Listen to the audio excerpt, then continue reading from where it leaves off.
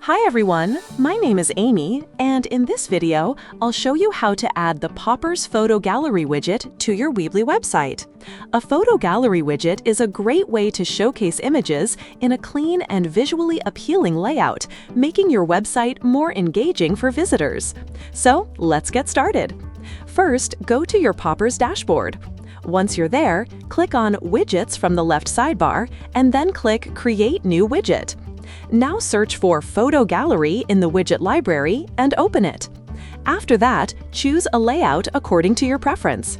Once the widget editor opens, you'll see the preview on the right side and the settings on the left side. In the Photos tab, click Upload to add images. For each image, you can add a title, description, and category. Next, go to the Templates tab.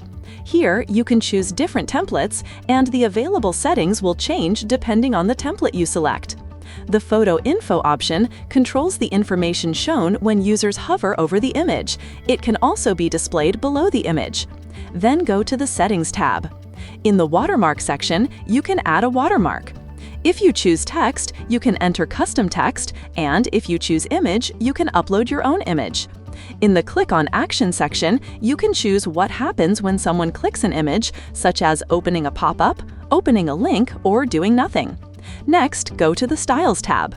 In the Colors section, you can change the background color, heading color, description color, overlay color, accent color, and filter background. In Dimensions and Effects, you can change the corner radius, drop shadow, hover effect, and font family. Once you're happy with the customization, click Publish Widget. After that, the installation code will appear. Copy the code and go to your Weebly site editor. Inside the editor, add a Embed Code block, then paste the installation code into it. After that, publish your site. Once your website is live, refresh the page and your widget will appear successfully. That's it for this video. I'll see you in the next one.